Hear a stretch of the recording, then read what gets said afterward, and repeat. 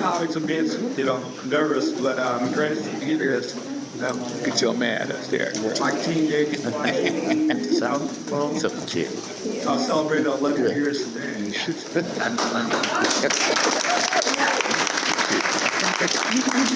A lot of that, I was a knucklehead, I would have liked more to listen to March than I did in the Narcotics. What I couldn't help, being clean and in recovery is that in living clean, it says that sometimes your serial growth and your recovery, we make new mistakes. I didn't understand how selfish I was until I got clean. When I got clean, I'll tell a little bit, if there was a way I could use successfully, if I could just get the biggest bag, I think about Scarface, the movie. There's a way that I could just come up like that and be on my yacht, these keys on the way to Colombia, and I'm just coming kilos off to I don't know if I'd be here. The reality is every time I got a bag I smoked it. And I could never have been drug dealer. I could never be a good Steve either, except being top. I always thought, if I could just shoot the biggest diamonds, nothing was ever good enough. And I failed miserably trying to use. And I lost everything. And I came to Narcotics Anonymous suffering from psychosis, and I thought people were trying to kill me. I came on the Ever Gospel mission, and I was standing in line at a speed at the mission. The last place I ever thought I didn't have to be here. And I seen this meeting schedule. With all these before and after method faces. I was like that, me. If I looked at this meeting schedule, I was first meeting this dude. I walked into that meeting, and they're like, everybody got 29 days with us. I was like, I got 3 hours clean. And I just escaped to the Providence Hospital. I was handcuffed to a bed. I heard someone talking about that. And I came to my first meeting, and this guy, Eddie, I'm an addict. That's what he, shared. And he had like a key tag chain with this long. I celebrated his clean time. At every single meeting, he announced his clean time. He's like, I got 100 hours,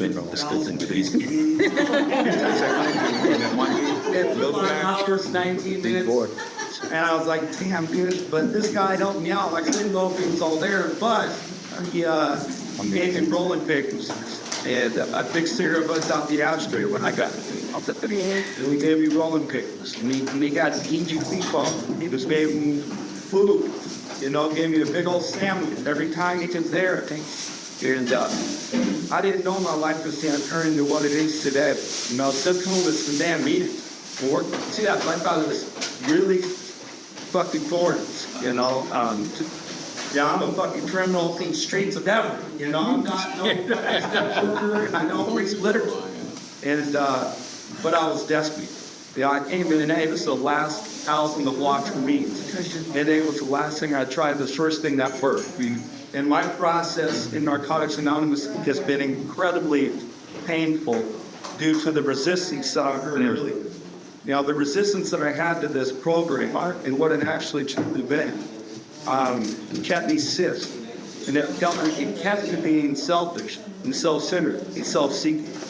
And this is our defects or survival skills that we blew out of proportion.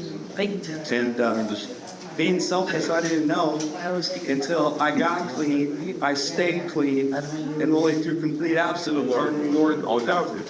So from the moment that I stopped being selfish was when I was able to see how selfish I really was. And I said, got a little something here. We did meeting people great harm, but most of all, we harmed ourselves. Through our inability to accept personal responsibilities, we're actually creating our own problems. We seem to be incapable of facing life on its own. I got clean. I met a girl, of course. And that girl was a pretty blonde girl.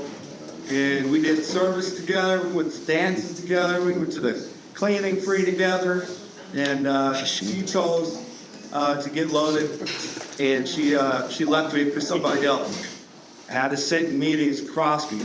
And I remember someone saying, in a relationship where just sit across somewhere. Absolutely. I'm like, hey, well, recovery and relapse says that at some point we have to warn the devil love into a relationship. And at some point, no amount of spiritual awareness will take away his pain, but we tend to find closed meetings, steps, sponsorship. You didn't say gambling, sex, shopping, cars, money. Didn't say any of that. And it took me years. It took me years to get to a place of a painful surrender. Is when I was able to actually sit down and have complete abstinence in the behaviors that have caused so much pain in my life. And so for years I stayed fixed. And because like ego is such a tasty thing for me. You know, if I'm looking good, I'm sounding good in meetings, and I got a fucking good job, I got money, and I'm doing things. My system, my car's beating, and it sounds good. I look cool pulling up to the meeting. You know, the newcomers love it. You know, and ego filled me up. You know, a lot of times it was so hard for me to let go of things I thought things because all the other things were so damn good. But it wasn't until I went to school and I was suffering some pain silently. And through the process of the steps, I've been able to understand that I was fearful of being alone. That the absence of pain, it felt like the classes forever to me. And I'm really grateful for the program under Narcotics and the people who raised me in that. It took a fucking tribe to get me to where I'm at. And it's going to take a tribe to get me to where I'm going. And, so after that breakup, I got a job, I got a car. I started nothing around, I started gambling that shit out. I had a huge gambling habit. And every time it was time for me to go home, I had this problem with, I couldn't even have a relationship with myself. And I was shaken, and I kept stop thinking about this shit. And so for years I tried to cover up that pain with other women's gambling. But I stayed clean. And I was speaking at events. I was going to conventions. And I was right in the middle of the boat. But I was suffering and was in silence. And so many people, it felt like a lot of people loved me. And I had a lot of friends. But then when I went home, I was stinky. I was creeping in the shadows, doing whatever it took just to change the way I felt. And, what I can say is that, I've been doing tree works for 10 years. I've been climbing trees. That was a job that I picked when I got clean. And, I didn't even start this time. I think I've been speaking 10 minutes. But, my job. 3, bro. My gambling happened. And, after struggling with gambling for years, struggling with abundance for years, sex, money, profit, and prestige, slick fatal fools. And, I didn't know that was selfishness until I got away from these things. And my God does for me what I can't do for myself at times. And, I was at work and I fell 60 feet from a tree and I had broken my pelvis, I ruptured my bladder, I lacerated my kidney, 3 construction fractures to the lower vertebrae in the back. And my pelvis broke in half and was thrown away from my spine. So I sat in the hospital for 3 months and I had a huge catheter in my junk. I couldn't have sex, and I couldn't gamble, And what would happen is I felt all the damn feelings that I never felt before. You couldn't. I remember hearing this, and I heard this one time at state that some of the greatest gifts come in words around me. Yes, and that's exactly what happened. And when I fell, I sat in that hospital for 3 months. I did 2 months in the hospital. I did a month because of the therapy and your gifts. And then I spent the rest of the year in bed. I celebrated 9 years clean in the hospital. It felt really weird. thanks to NA for 9 years clean, and I'm just high on payments, you know. And that was the greatest good that has ever happened, was getting injured. The biggest thing I need to do is fucking slow down. And sometimes the most spiritual thing you can do is nothing. Like I heard all these things, being clean, all the whole time of sharing the meetings, all this freaking fancy wording, all that stuff. I had a sponsor who made me study literature, and I'd hear things that are literature. Now they have meetings. I retain the information because, man, that hits me. And so I'm in the hospital. I get released. I come home. And NA loved me. NA come to my house, empty out my pee box. So I couldn't get to the bathroom. I quit cold turkey off the pain meds, and I'm shitting all over the place. People are cleaning up my mess, emptying out my pee bottles. They had meal trains at my house, and during that time, I got to feel loved. I've never felt. And during that time, I got to feel feelings. I was scared of feeling. Because I did, man. I love newcomers, but don't date them. Absolutely. In fact, I need to stay away from all women newcomers. And that's what happened is before this injury, man. I was dating this newcomer chick, And I was like, my sponsor, told me, he's like, hey, man, let me know how that works out. This one's different. This one's different. And she left my ass on Christmas Eve. And I fell out of this damn tree. And the first time that I felt feelings of a breakup without gambling around hurting another woman. I had to sit down. At home, not being able to move, relying on people to help me. And the best thing was my higher empowerment. The best things for me I can't do for myself. I didn't know. Hey, there's an easier, soft way. How about you work the steps and apply principles in your life? Well, I ran till the wheels fall off and I fall out of a tree. But what ended up happening is that I had all this time, man. It helped me pick a clean day. And drugs are just a symptom for you. I got clean. I didn't know I was going to struggle with a hell of a lot of shit. And, man, what happened for me was that the time that I spent in that hospital bed in my living room, healing. I didn't have sex for months, and I didn't gamble for months. And I was able to pick a clean day. I was in order, only through complete abstinence was I in order to recover. So I felt all these feelings. And I started taking myself out on dates when I was able to get on crutches. I started finding the best sushi restaurants in Everett, and started working the step with the bond. Got sponsors. And this is the first time that I was able to walk and stay clean, knowing that it's okay to feel. And I haven't gambled, and on May 26th will be 3 years not gambling.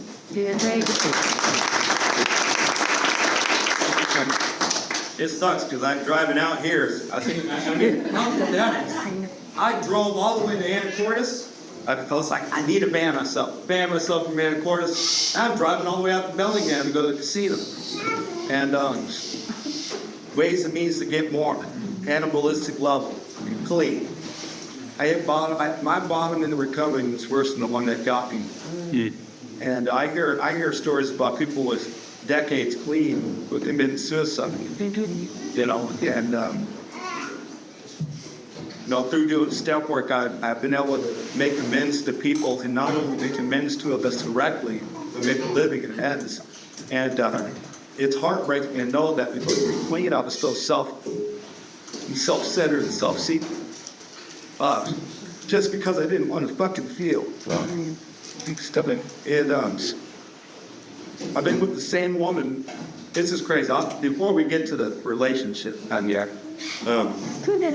had this list years ago. I had a sponsor that had passed away. He said, you should probably write a list of what you want to want. And I was like, multiple years clean, working steps, financially stable, got a fucking career, sponsors women, is of service. And I didn't listen to that. I'm in all these fucking broken ass relationships, and I'm crying to my sponsor, and I'm feeling all these feelings. You know, let me know how it turns out for him. That's what I do. He didn't tell me what not to do or nothing. He's like, I'll be here first thing, you know. And when I was able to become what I wanted, when I was able to prepare myself, I was able to attract the thing that I was. And this lady, she didn't like me back then. Any really woman was attracted to me at all. But now I have one that does. And that relationship has helped. And we travel all over the fucking world together. You know, and I honor her and she honors me. James that Evans.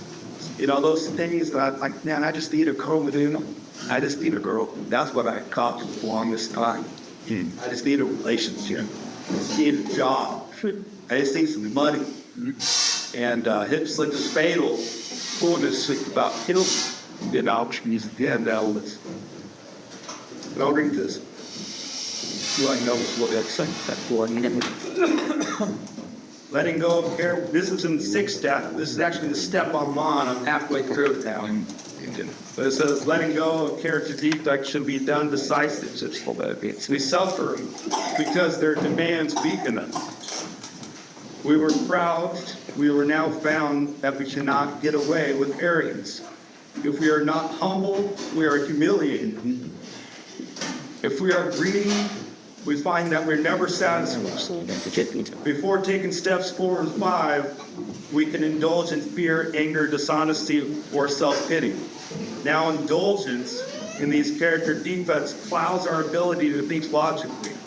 Selfishness becomes an intolerable destructive chain that ties us to our bad habits and fear. Our defects drain us of all time and energy. That was my school for many years. And I know everything I've ever surrendered. I've left time marks all over. And I didn't know what selflessness was until I got out of the way. Until I stopped being selfish. You know, and through step work, I've been able to see the patterns. Through step work, I've been able to see the hurt that caused others. And that humbled me. And through humiliation, you know, I definitely cut a jacket for being a fucktard or fucking, you know, douchebag. I've heard we played time, no recovery. I've heard it all. And that's definitely taken a reputation that I held very well to. And I'm grateful that that injury sat in your lives in order to experience a relationship with a higher power that you ever had. Because there wasn't nothing besides people coming to help me and my higher power when I sat there at night. I could not fucking do nothing, you know. And today I think of myself a lot less. I'm definitely selfish. I have this in my 6th step. I put it down. I can see that I'm selfish, but I do think about the outcome of how I could affect somebody else. And I'm very grateful. Tomorrow at fucking 4 a.m., hop on a plane, go to Hawaii. You know, an addict from the Ever Gospel Mission has been able to find financial freedom, so applying principles in that area. And so far, all the areas that I struggled with and have a lot of pain in it, the principles of ease the pain of living. And that's kind of where my selfishness and was pain. Survive the skill, blown out of proportions. And whatever it took, any ways and means to get born, and that's what I did. And, you know, I've been able to get free from all the areas that caused pain in my life because I'm applying the rest. And I'm fixing the damn clean. I know I got fueled. You know, I know that my defects can drag me to a corner I can't get out of clean. And I know that's very, very tough. It's either going to get you loaded or kill him. I used to have this street fight, and everybody told me, "What? You're going to kill yourself. You want to do it? Don't buy a street bike." Take the class. Well, I YouTube the bike. I YouTube how to ride a motorcycle, and then there I go, riding, killing myself on that. There has been times that I've ridden that motorcycle behind the lands on Elm, guys, riding reckless. And I'm just grateful to my bond. I'm blessed to my tree, to sound my tree that I'm talking about my daughter, my relationship with my daughter. When I got clean, I was looking at 8 or 5 months in prison. And my daughter, they were looking for placement for my daughter, and I chose to give up my rights for my daughter. Well, that's 69 on easy. Because I thought I was going to go to prison. It was all within the same month, trial, and then placement for my kids. And, she just turned 13 yesterday. You know what I mean? And, shame and guilt kept me from having a relationship with her because I felt like I gave up on her. And, that was motivated me. So a lot of the reasons why I acted out the ways they did. And he's covered it up so well. Covered it up so well with nice clothes and money. And laugh. My daughter and I got a good relationship, and she's still she's a doctor, and she doesn't have my last name. But she's my daughter, and she called me yesterday. I know what it means. It's turned into some beautiful. If I wasn't, I'm so selfish, trying to change the way I felt in all these areas, trying to avoid the pain. I didn't even give it. Shame and guilt kept me from my daughter so much.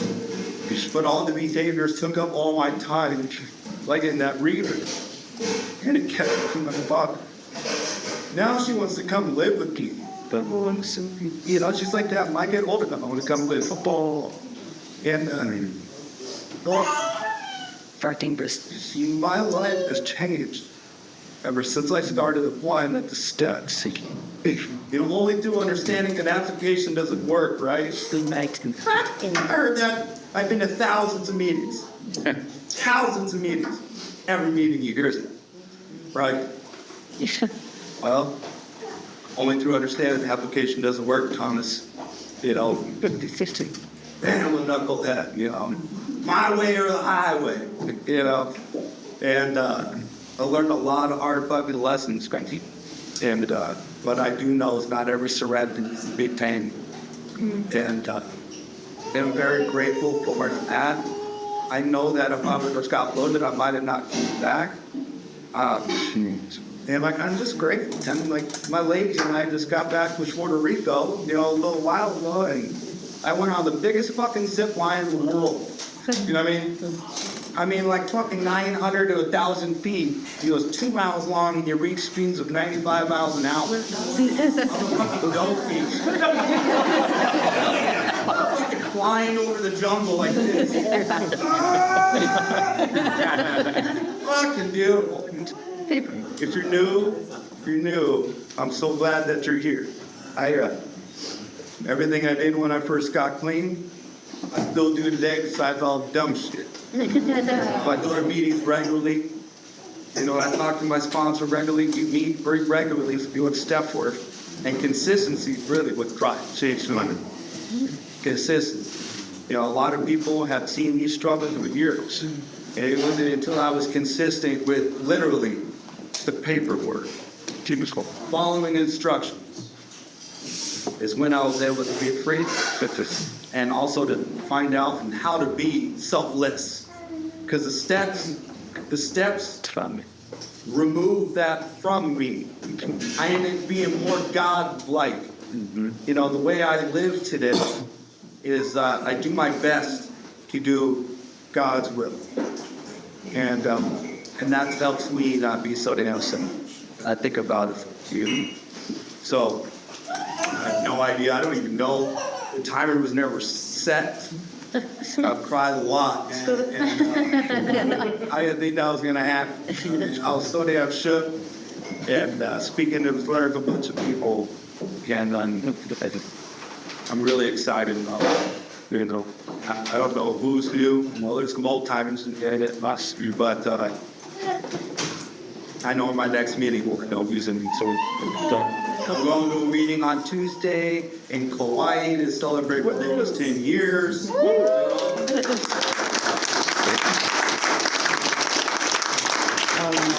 I'm just grateful that I don't have to start to struggle with this. Very glad I'm not struggling. And keep going. Thanks for asking me to share, to share. And I think the nervousness is coming back. Other than that, I'm really grateful to be here. Thanks for asking me to come out and to speak. That's all I got. Wow.